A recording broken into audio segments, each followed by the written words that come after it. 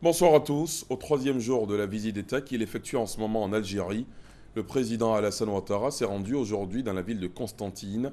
Sur place, il a visité une entreprise de fabrication de tracteurs agricoles qui emploie 1200 personnes et a fourni depuis sa création 130 000 tracteurs à l'agriculture algérienne. Au cours de ce séjour en terre algérienne, le chef de l'État ivoirien a pris part à une cérémonie de signature d'accords de coopération.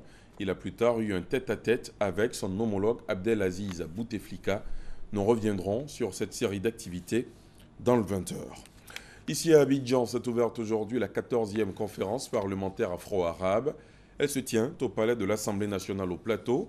La rencontre parlementaire de haut niveau qui enregistre la participation de 53 pays permettra notamment de plancher sur une problématique importante, le développement des échanges entre les pays arabes et africains en vue de promouvoir la paix et le développement durable. Reportage. 10 présidents d'Assemblée nationale, 150 délégués issus de 53 pays sont à Abidjan pour jeter les bases d'une nouvelle coopération entre les parlements africains et arabes. Dès l'entame de son discours, le président de l'Assemblée nationale de Côte d'Ivoire, Guillaume Soro, donne les enjeux de cette rencontre de haut niveau. La conférence parlementaire afro-arabe demeure, j'en suis personnellement convaincu, l'une des plus grandes opportunités qui s'offrent à nos deux régions pour faire face aux nombreux défis qu'engendre la crise économique mondiale et la menace sur la sécurité et la paix.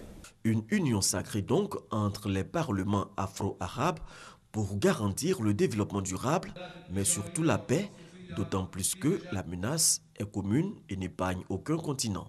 Un ennemi commun à nos États se fait de plus en plus redoutable, que je nomme le terrorisme. Assurément, la 14e conférence parlementaire afro-arabe est une opportunité qui nous est offerte pour insister de plus belle sur ce point et réaffirmer dans le même temps notre indignation contre cette nébuleuse. Tous les intervenants ont souhaité des actions collectives et concertées pour venir à bout du terrorisme. La question devrait cristalliser les énergies au cours de ces 2 jours de conclave. Le Premier ministre Daniel Kablan-Duncan a présidé hier à la cérémonie de présentation du rapport sur les perspectives économiques en Afrique subsaharienne, des études économiques et financières menées par les services du Fonds monétaire international, le FMI, qui annonce des perspectives de croissance à moyen terme favorables. La présentation de ces études à la primature a donné lieu à des échanges entre économistes et acteurs de la société civile. Radio France Internationale, RFI et d'autres stations n'émettent pas depuis ce matin. Et pour cause, le pylône métallique de la société Côte d'Ivoire Télécom s'est écroulé à Bobo derrière Rail. La cause principale serait la grande pluie qui s'est abattue sur la ville d'Abidjan. Les dégâts sont énormes, ils sont évalués à plus de 500 millions de francs CFA. Vous aurez plus de précision dans la grande édition. Ce soir, on parle aussi de lutte contre la cybercriminalité et la cyberdélinquance. La plateforme de lutte contre la cybercriminalité vient de mettre à la main sur un présumé cyberdélinquant connu sous le pseudonyme de commissaire 5500. Le jeune homme d'une vingtaine d'années aurait arnaqué d'honnêtes gens depuis plus d'1 an. Il est poursuivi pour des faits d'escroquerie en bande sur Internet. On y reviendra également dans le 20h. À l'étranger, on vient de l'apprendre, un accord sur la Syrie entre Washington et Moscou a été trouvé sur l'extension à Alep de la cessation des hostilités. Information confirmée par le département d'État américain. C'est le fruit de discussions entre l'Allemagne, la France, l'ONU et l'opposition syrienne qui ont discuté ce mercredi à Berlin avant la réunion du Conseil de sécurité à New York en vue d'établir des moyens de rétablir le cessez-le-feu à Alep où de violents combats se sont poursuivis pendant la nuit.